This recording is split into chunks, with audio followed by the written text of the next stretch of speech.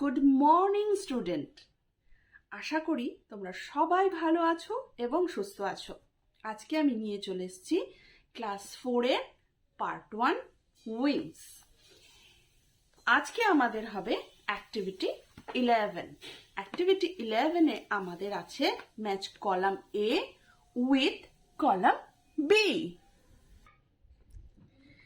Column এতে কিছু প্রাণীর নাম দেওয়া রয়েছে। চলো দেখে নিই কি কি রয়েছে।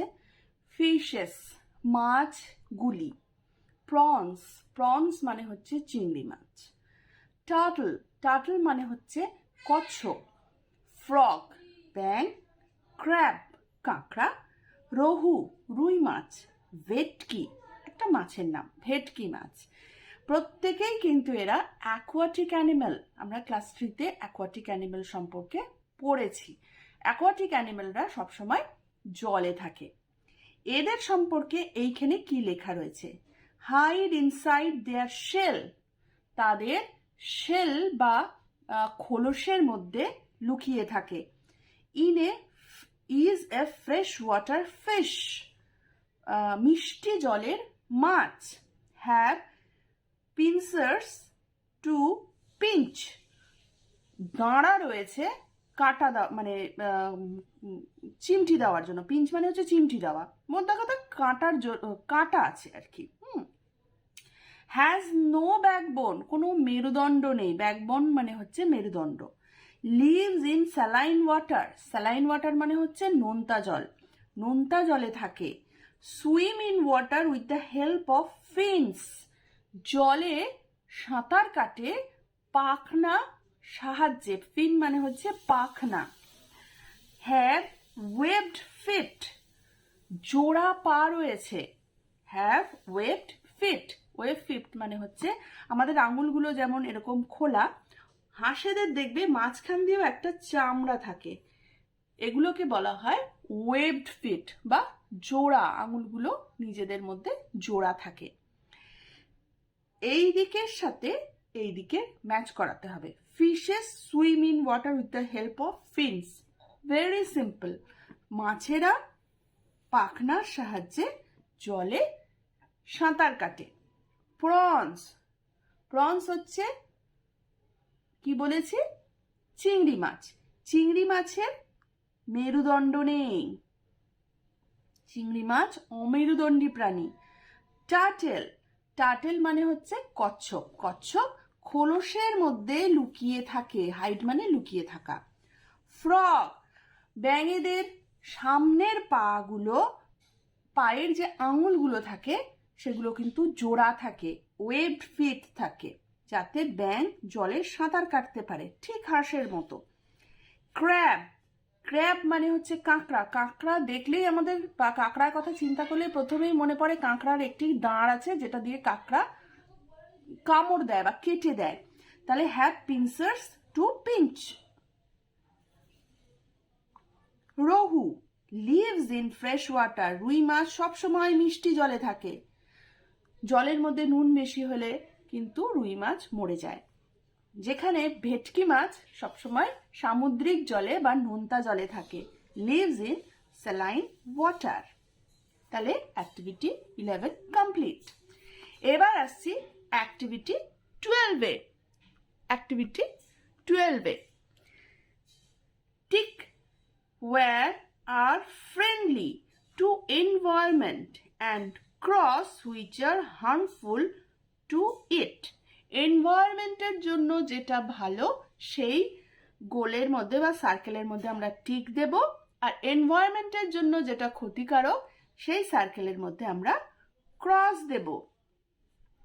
টু প্লান্ট আ ট্রি, অবশ্যই গাছ লাগানো এনভায়রনমেন্টের জন্য সব সময় ভালো, tick. To throw garbage in rivers, very bad, তাতে জল দূষণ হয়, cross. To dump chemicals in seas, সমুদ্রের জলে কেমিক্যাল মানে রাসায়নিক ফেলা, তাতে সামুদ্রিক বাস্তুতন্ত্র নষ্ট হয়ে যায়, সমুদ্রের প্রাণী মরে যায়, সেটা একদম পরিবেশের জন্য ভালো নয়। To take care of a garden, very good for our environment, আমাদের পরিবেশের জন্য খুব ভালো। To use less cars on street, অবশ্যই রাস্তায় যত গাড়ি ঘোড়া কম চলাচল করবে দূষিত বায়ু বা বায়ু দূষণ তত কম হবে, তত এনভায়রনমেন্ট ভালো থাকবে। To make drinking water sources clean, যেসব জায়গার জল আমরা পান করতে পারি সেটা সবসময় পরিষ্কার রাখা অবশ্যই এনভায়রনমেন্টের জন্য ভালো। Two decrease use of air condition machines, হ্যাঁ এয়ার কন্ডিশন মেশিনের থেকে যে গরম হাওয়াটা বের হয় সেই গরম হাওয়াতে কিন্তু মানে স্বাভাবিক অবস্থায় যেসব প্রাণীরা বাতাসে বেঁচে থাকে তারা মারা যায়, এনভায়রনমেন্টের অনেক ক্ষতি হয়। সেহেতু এয়ার কন্ডিশন মেশিন যদি কম ব্যবহার করা যায় তাহলে পরিবেশ ভালো থাকে। এবার আসছি 13, পেজ নাম্বার 13। পেজ নাম্বার 13-এ রয়েছে সার্কেল দ্য নেমিং ওয়ার্ড, অর্থাৎ যেটা নাম সেটাকে সার্কেল করতে হবে, অর্থাৎ নাউনকে আমাদেরকে সার্কেল করতে হবে। নাউনের সাথে আমরা আগে একটু পরিচিতি পেয়েছি। সি দেখা, ড্র ছবি আঁকা, ম্যাঙ্গো আম, শাউট চিৎকার করা। সার্কেল করতে বলেছে, অবশ্যই ম্যাঙ্গো সার্কেল হবে। Singh listen call potato, potato আমাদের সার্কেল করতে হবে, একটা ফ্রুটের নাম আর একটা হচ্ছে ভেজিটেবলের নাম। Remember tiger, play here tiger অ্যানিমেলের নাম। Hot cold Kolkata small, Kolkata প্লেসের নাম। Raju he she they, Raju একটা ছেলের নাম। এবার আসছি অ্যাক্টিভিটি 14। অ্যাক্টিভিটি 14-এ রয়েছে write C for countable nouns, মানে যে সব নাউনগুলো আমরা গুনতে পারি তাদেরকে বলে কাউন্টেবল নাউন। তাহলে যেসব এখানে যা যা আইটেমগুলো রয়েছে যেগুলো আমরা গুনতে পারবো সেই গুনতে পারার আইটেমগুলোর সার্কেলের মধ্যে আমাদেরকে সি লিখতে হবে। Uncountable UN for uncountable nouns, যেগুলো গুনতে পারবো না সেগুলোকে ইউএন লিখতে হবে। সুগার গুনতে পারবো না, সেহেতু এখানে আমরা আনকাউন্টেবলের মধ্যে লিখবো। অ্যাপেলস কাউন্টেবল নাউন, আপেল আমরা খুব ভালো মতো গুনতে পারবো। কয়েন্স ভেরি গুড, আমরা খুব ভালো মতো গুনতে পারি। ওয়াটার আমরা গুনতে পারি না। বাটার একদম গুনতে পারি না। গোটস হ্যাঁ আমরা গুনতে পারি। রোড আমরা গুনতে পারি। হার্টস আমরা গুনতে পারি। এবার চলে আসছি পেজ নাম্বার 12-এ। পেজ নাম্বার 12-এ রয়েছে underline the naming word in the following sentences.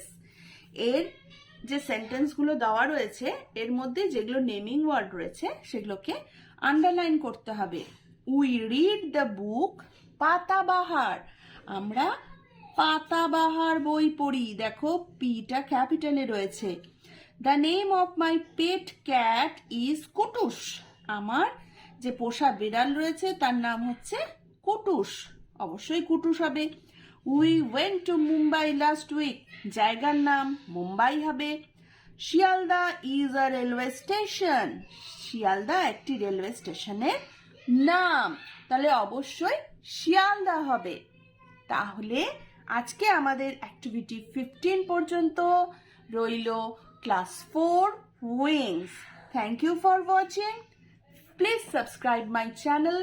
আর যদি মনে হয় যে এই পড়াটা তোমাদের কাজে লাগছে, মনে রেখো অবশ্যই তোমার কাছের বন্ধুদেরও এই পড়াটা কাজে লাগবে। প্লিজ তাদের সাথে একটু শেয়ার করে দিও। Thank you for watching. Have a nice day.